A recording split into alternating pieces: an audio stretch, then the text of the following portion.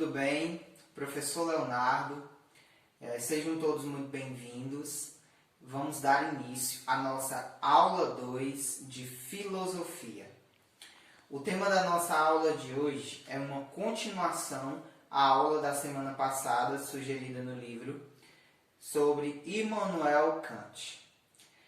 Vamos ver hoje um pouco mais sobre este filósofo alemão, um dos principais filósofos da modernidade.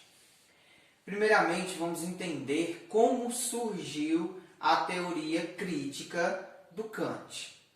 Na verdade, antes da teoria kantiana, nós vamos ter aí um embate filosófico muito forte entre o racionalismo e o empirismo.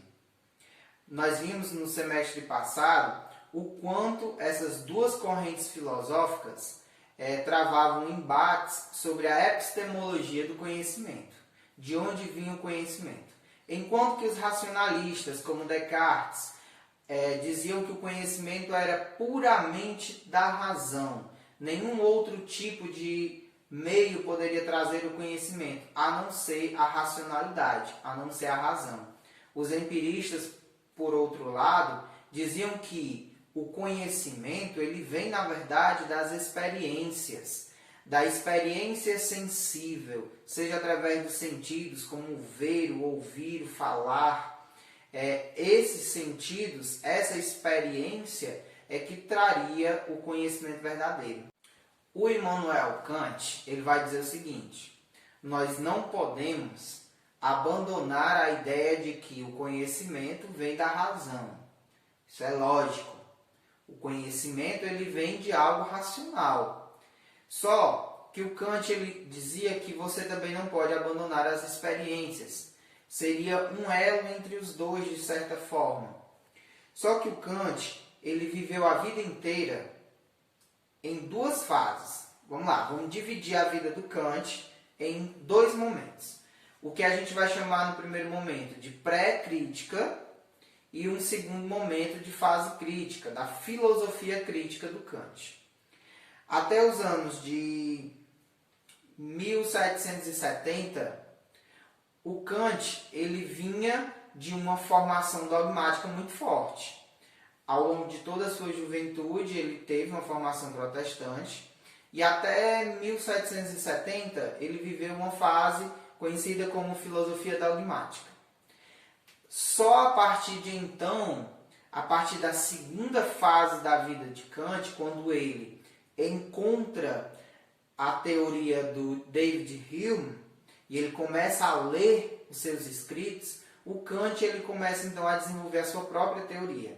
E aí, a partir desse momento, ele começa a produzir freneticamente diversas obras. Dentre elas, Crítica da Razão Pura, em 1781, e Crítica da Razão Prática, em 1788.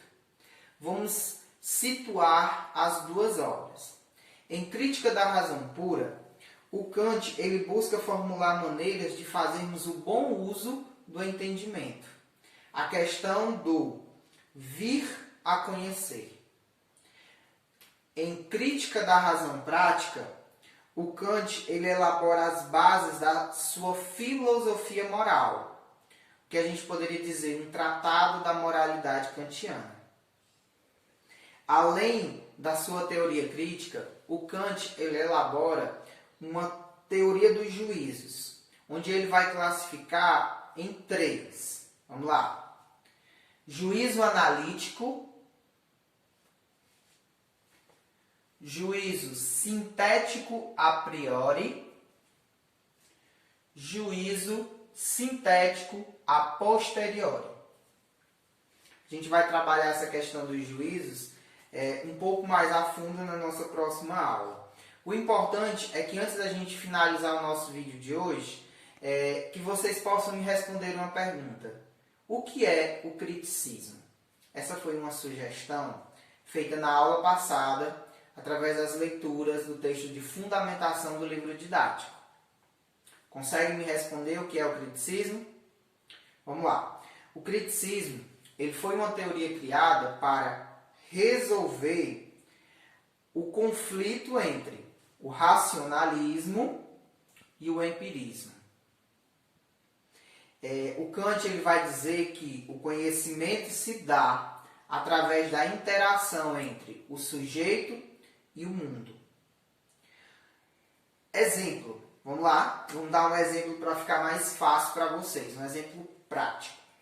Este vídeo que vocês estão recebendo agora, todos os estudantes vão recebê-lo de igual forma, mas cada um de vocês irá se apropriar deste conhecimento oferecido hoje de uma forma diferente, através das experiências distintas que vocês têm, que é o nosso conhecimento a posteriori, ou seja, através do seu conhecimento interno, o conhecimento a priori. Lembrando, o que seria, professor, então? Me classifique, me ajude a entender o que é o conhecimento a posteriori e o que é o conhecimento a priori. O conhecimento a posteriori aqui seriam as experiências totalmente distintas.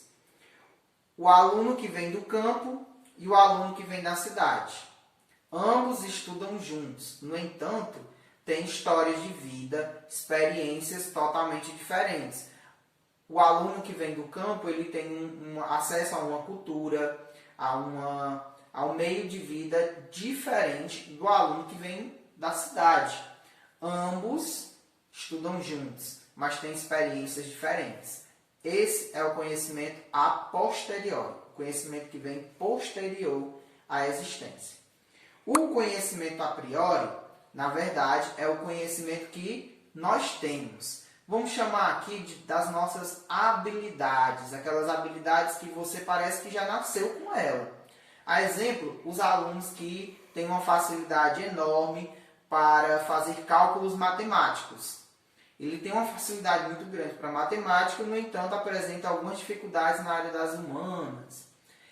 Outro aluno, ele tem uma facilidade muito grande para a manifestação artística. Ele se dá muito bem nas aulas de teatro, de música, de poesia. No entanto, ele tem uma dificuldade para as aulas de matemática. Conhecimento a priori. É aquele conhecimento que nasce com você, aquele conhecimento interno. Para a gente finalizar a nossa aula de hoje, eu fico com o entendimento do Kant de que o conhecimento ele é constituído de matéria e forma dentro de um determinado tempo e espaço. Então, gente, espero que vocês tenham gostado da nossa aula de hoje. Estou encaminhando lá no Google Sala de Aula a nossa atividade complementar. É uma atividade no Google Formulário de 3 questões, onde vocês vão responder. E na próxima aula a gente grava um encontro virtual para a gente discutir um pouco sobre essas questões. Então é isso. Fiquem todos em casa. Um grande abraço, professor Leonardo.